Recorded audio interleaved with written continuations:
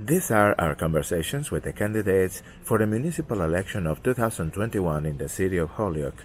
And I want to welcome Will Puello, who is running uncontested for Ward 2. Will, thank you so much for being here with us and welcome. Thanks a lot for having me, Johan. Thanks a lot for hosting this. So, if you could let us know a little bit about who you are, your background, and the reasons you are running for City Council, representing Ward 2 for this election. Yeah.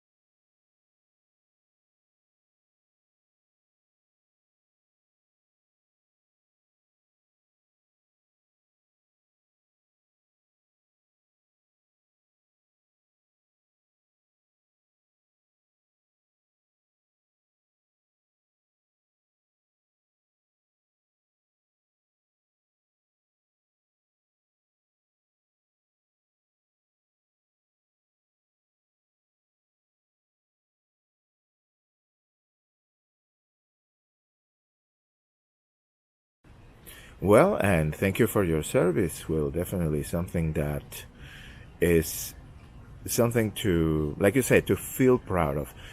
Especially when we see that this period of service is also now extending into serving into the city council. So it's something that we appreciate. So, as a candidate, what are right now your priorities? Yeah, so there's a lot of priorities. So I'm running in Ward 2. It's one of the wards that are, people feel like there's the least amount of involvement, the least amount of investment. So as a candidate, I've been going out and I've been talking to people, trying to reach as many folks as I can. And really, my priority as a candidate is to go out and explain to people what's going on in the city. You know, a lot of people don't know what's happening. A lot of people don't know the decisions that are being made with or without their consent, right? So it's our job to educate the voters and show them what we think the best solutions are and get their input from what those solutions are. Because we work for people, right? We work for people. We don't work for ourselves. We're not here to impose our will on people, but we're here to listen to them and come up with solutions together. So as a priority, I've just been trying to get as many people to see what the issues are and understand what they want from their local government. And there's been a lot of input on that. I mean, you go out to Carlos Vega, you go out to South Summer, South Bridge Street, and there's a lot of people that want to talk about things. And they feel like they've been ignored. They feel like nobody's been down here for a while. And we want to change that. We want to change that perception and make it better. Because like I said, we work for them. Trabajamos para ello, and we want to give them the best service that we can. And the next question is now from the perspective as a city councilor. So one thing is when you're a candidate and some priorities are things like you mentioned, but when you are into the city council and granted you are running uncontested, it looks like you are basically in. representing Ward 2. So, what it will be, those priorities as a city councilor, as a part of the whole body, and also not only representing Ward 2, but the decisions that could impact the whole city, especially being part of the committees. So, what would be your priorities? So I mean, it's a little bit of the same answer. I think the priority becomes, when you transition from a candidate to an actual counselor, it becomes delivering on those promises, doing what you told folks that you were going to do for them. They were there to support you. I might be running uncontested, but people still have expectations and people still have wants, and they have needs too. And we've got to find the right balance to make sure that those things are being met. Specifically as a counselor, I mean, I've been appointed already to the school building committee. And I'm really excited to get that work going on and deliver for folks, because that two-prong middle school, I know last time was really controversial. The way we were going to finance it, whether we were going to do a 30-year loan, how we were gonna fix that. So getting the opportunity now to work on that and really, kind of learning how the entire process works. It's been really interesting, and I really want to focus on that as an incoming counselor. And I'm kind of learning from that too, right? Because it's the first setting where I am sitting in committee and I'm listening to, the mayor and Anthony Soto, the receiver. So there's a lot of interesting people in the room that have a lot of different perspectives, and it's kind of my first go-to. But I want to make sure that we're providing the best service for people. And if I'm going to do the job, I want to take it seriously. So that being my first appointment, I'm taking it very, very seriously, and I want people to know that my goal as a counselor is to deliver on their promises and give the job my all. You mentioned that you have been talking to members of the community in Ward 2, getting to talk to them and reaching out to them. So the next question has to do with civic engagement, which is well known. It is really important, especially for Ward 2. So how would you encourage more civic engagement in the city? Yeah, so that's a good question. And there's a lot of things that I think we could be doing. I mean, when you think about even what the city as a whole could be doing, we just started translating city council meetings. This is something that should have been done a long time ago. When most of our city speaks Spanish, why weren't we doing that before? So it's all part of that. Hay que hablar español, hay que traducirle a la gente, hay que proveerle a la gente la información que necesitan para que estén informados. If we're not providing folks the information that they need in Spanish, how do we as leaders expect them to be engaged and active in our communities? So I want to be able to provide as much information as I can for folks. So whether that's through a newsletter, that's something that I've been thinking about doing. And obviously have it in English and Spanish so that people can read up on it and follow up. And then people that don't have internet access, they can definitely count on being incredibly accessible. I'm really close with Carmen Acasio down in South Holyoke, the president of the South Holyoke Neighborhood Association, and she does a lot of great work. She does a lot of really good work for South Holyoke and the surrounding area, and she knows a lot of people too. So I think it's leaning on those relationships to be able to go out and talk to people and bring them the information that they're going to need, right? Like the spooky dark corners that nobody wants to go to. Well, let's go down there and put a light in that corner, Let's go down there and bring the information to people. And if we bring people in like Carmen, maybe people will look at me and be like, oh, this kid, maybe he doesn't know what he's talking about. But if we have people, pillars of the community like Carmen, that come with us and back us up and support us, and they're showing up and they're being our voice, and people are going to give us an opportunity, and they're going to want to listen to what we have to say, and then they're going to feel like they can get involved. So it really comes down to engagement and getting people in and letting them feel like they have a voice, and then letting them speak and use it, que usen su voz, que hablan y que traigan ideas y que nosotros la podemos implement them. We can implement those ideas. So I'm really excited to do it. Newsletters, we're going to have meetings. We're going to have community meetings down at Morgan. We're going to have meetings in Springville Park. We're going to reach people. And I hope, and I think we will see that the people are going to be receptive to that. And they're going to be like, wow, things that we haven't been doing in a while, now we're doing again, whether it was because of COVID or whatever the case. they're going to feel like people are listening to them and they're going to want to participate. And then maybe we can increase our turnout when it comes down to election time from 200, 300 people to maybe 5, 6, 7, 800 people, because we have the voters, we have the people, we can do it. We gotta drive them out. Let's talk now about businesses. And as we know, businesses are challenged with different issues that make their operation hard, sometimes even harder than it was supposed to be. So, according to your point of view, what will be some of those issues that businesses are facing right now, and what would you do to solve them? Yeah, so it's tough when we're dealing with businesses. You're talking taxes, you're talking all sorts of stuff, and you got to be able to find the right balance to to adequately support businesses, but also support the needs of the community. So challenges to businesses, I would say, are we keeping taxes low? Like I mentioned, the school committee or the school building committee. Are we going to pursue something again with with two schools where we have to bond for X amount of years and we have to raise, what are we pursuing? Right now we're pursuing one, and hopefully that's the way it stays. I think it will. Are we doing anything about the gas moratorium? Right? Are we supporting the HG&E? Are we letting them know that we're here as a partner, as a city council? I've heard a lot about the gas moratorium, and it's a G&E, it's a self-imposed moratorium. Nobody in city government has done this. Nobody has shut down the gas. G&E did it themselves because they don't have the capacity.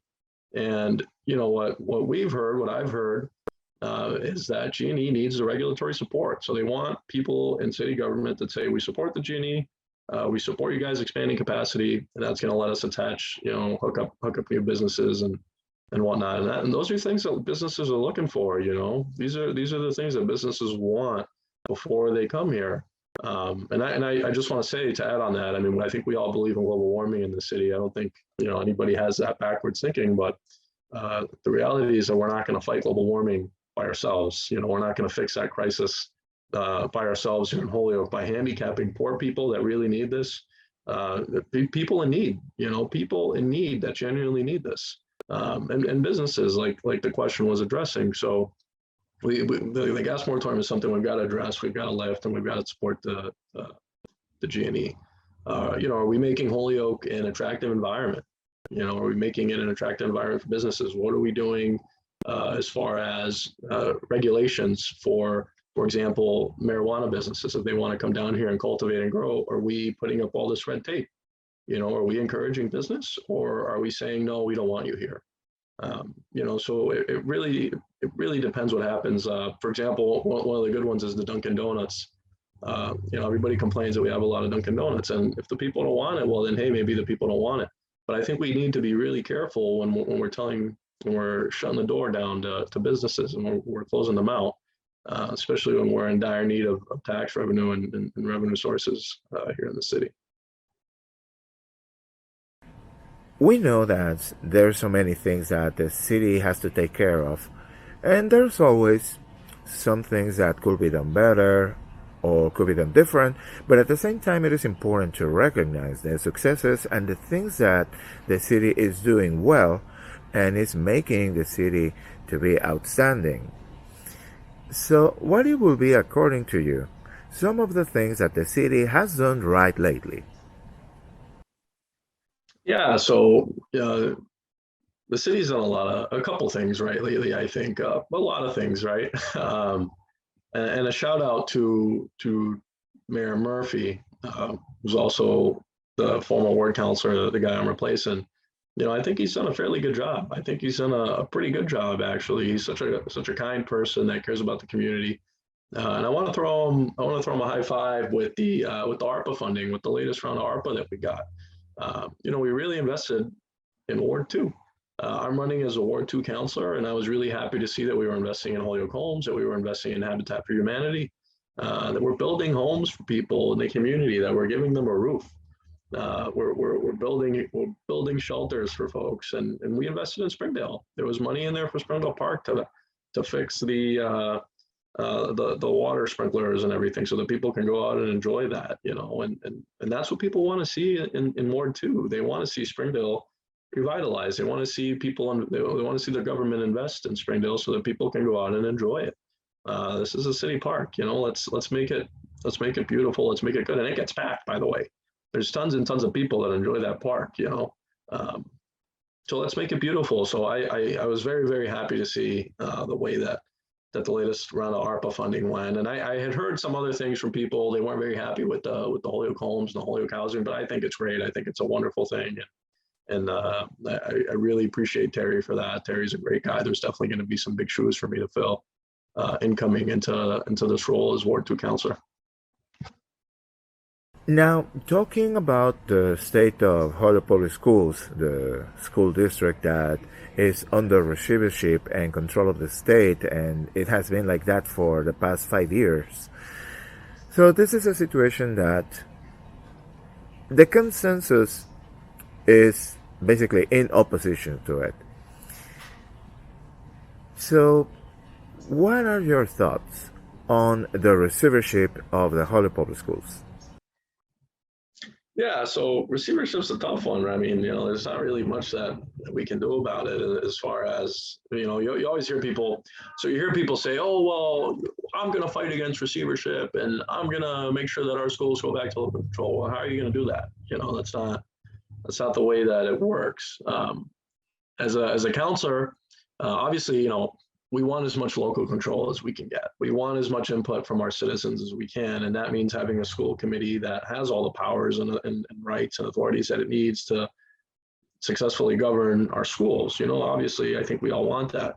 But I think we need to be realistic, and we have to sit down and we have to say, what does Anthony Soto need from us as a community to be able to fix this and turn it around? I mean, we've been trying to do it for a while now. I don't want to say that everything's not working, because there are some things that are working and we see that. But there's obviously more that we need to do still. And we need to be able to collaborate and work with Anthony Soto, and we have to have an open mind. And we're gonna have to put in the work. But I think we're gonna have to follow the turnaround plan. And as to the people of Holyoke, I mean, when I go out and talk to them, I've been telling them, we gotta be realistic. We can't just go into City Hall. We can't just go into the State House and say, well, that's it. We're taking our schools back. We're all done with this. That's just not how it works. And so I think that the best way to move forward, follow the turnaround plan, talk to the receiver, and, share ideas, collaborate with them. And I'm going to do everything I can as a counselor to facilitate that. Don't get me wrong, because like I said in the beginning, I think we all want to see a school committee with all the rights and powers and authorities restored, and that we, the people, are governing our own schools. There's a process to it, and we're not there yet. I'm really excited for us to get there, and I'm really excited to be able to help and do as much as I can to help that. I'm on the advisory school building committee. So, I'm going to try and build a relationship with Anthony. I'm going to try and build a relationship with everybody else on that committee, and see what they need from the city council to be able to make that happen. This is our conversation with Will Puello, candidate for City Council representing Ward 2 in this municipal election of 2021 in the city of Holyoke. Will, is there anything else that you would like to add? No, I just want to thank you again, Johan. You've been awesome. Holyoke Media has definitely grown into a powerhouse, I would say, in terms of providing information for people. I mean, these interviews are great, being able to reach everybody. I know last time when I ran at large, I got a couple people that were telling me that they saw the interview, and I was really grateful for that. So thanks for all you do, Johan. Thanks for this, and I'm really excited to get to work as Ward 2 Councilor. To everybody out there, and I'm not just running to be the Ward 2 Councilor. If anybody needs anything anywhere in the city, please feel free to give me a call. My phone number's out there, 781-491-7427. It's my personal number. Shoot me a text, give me a call. I want to be as accessible as possible, and remember that I work for you. So give me a call. Thanks.